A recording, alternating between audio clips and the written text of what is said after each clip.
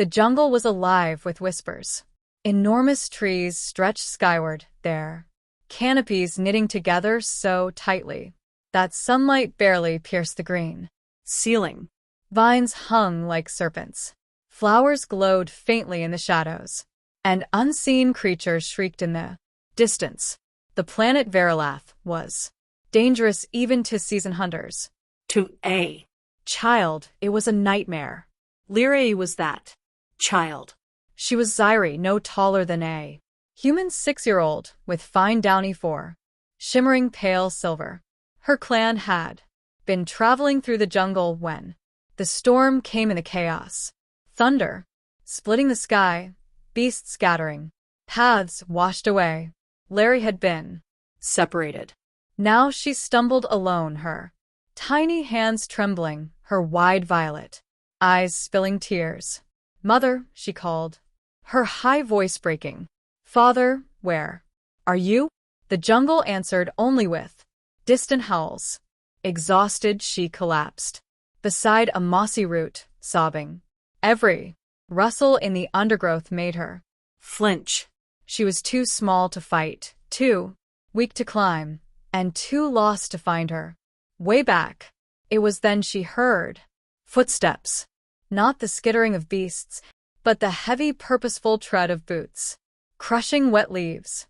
She froze, holding her breath, heart hammering in her chest. A shadow emerged through the foliage, tall, broad-shouldered, carrying something slung across his back. A human. Lyrae had heard of them. Fierce, unpredictable, brash. Her clan elders spoke of humans as both reckless and strangely kind, but she had never seen one with her own eyes until now. The man stopped, scanning the jungle with wary eyes. His clothes were battered, mud-stained, patched with care. His face was lined but steady, with a beard flecked in gray. He carried a machete in one hand, though his grip was loose, more practical than threatening. Then he heard it, the sound of a child trying not to cry.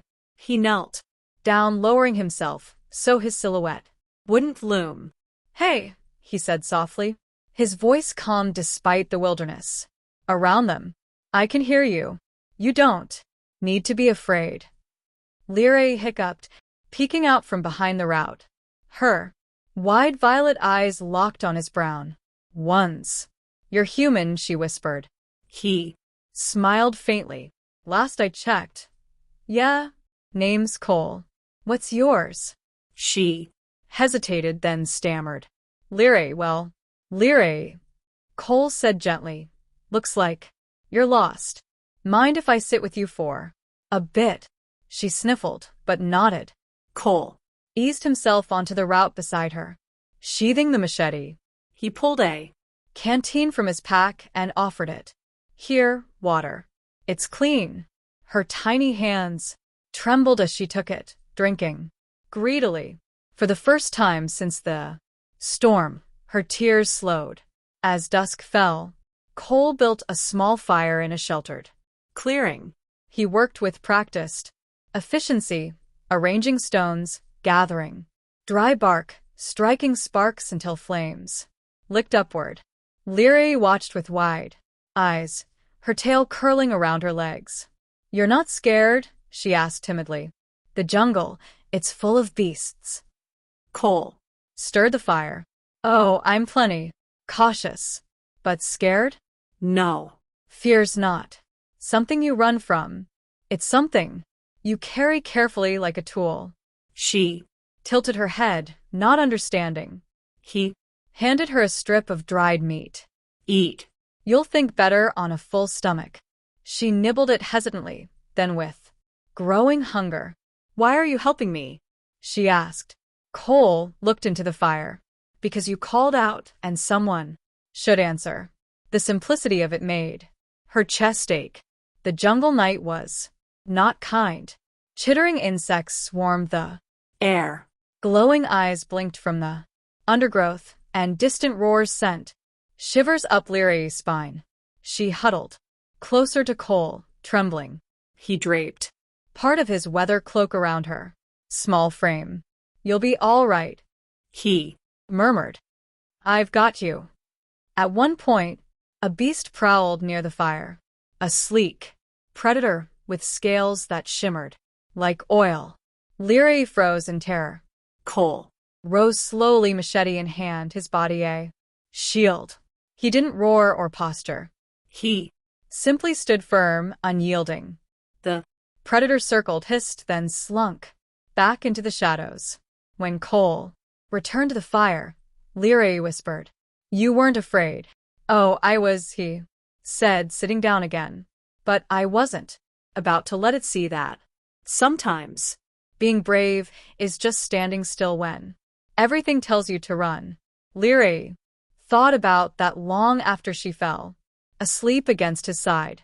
At dawn, Cole studied his maps while Lyrae rubbed her tired eyes. "Your people?" he asked, gently. "Where were they headed?"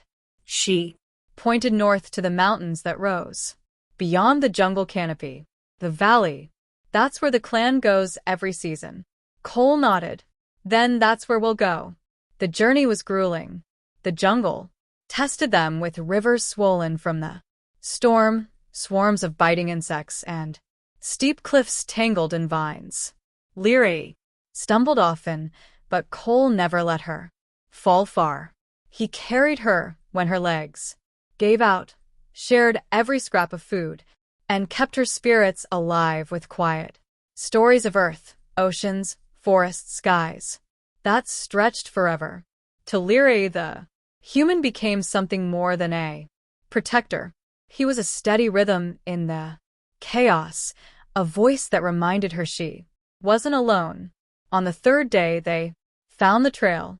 Shreds of fabric clung to branches, footprints pressed deep in the mud.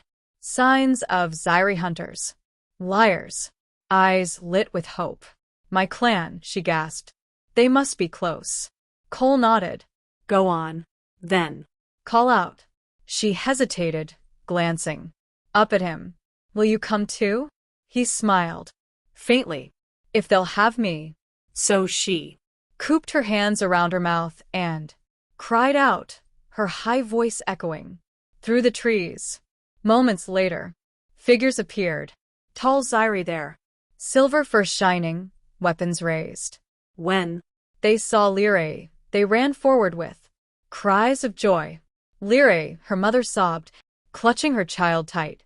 "By the stars, we thought you lost forever." Her father's eyes were wet as he looked from his daughter to the human who stood quietly behind her. "You found her," he said in a low voice. Cole shook his head. "She found me. All I did was walk her home."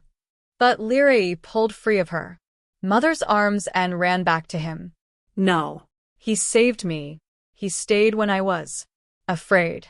He answered when I called. The ZY clan fell silent.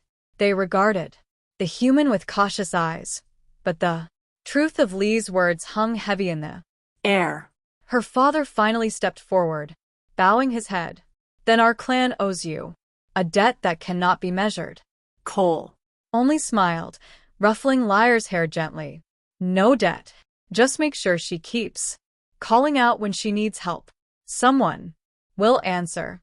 When Cole finally turned to leave, Lyrae clung to his leg, tears welling again.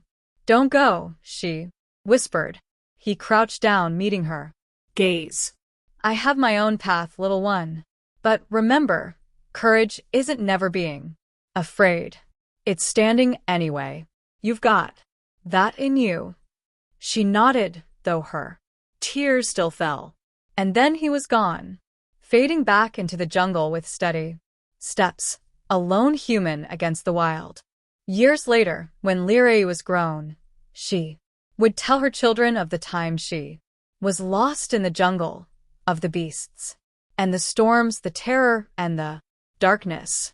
But most of all, she would tell them of the human who would answer her cry, not with promises of glory or power, but with kindness, firelight, and steady courage. And in every Telling, she ended with the same words. I was lost and crying in the jungle until a human answered my voice.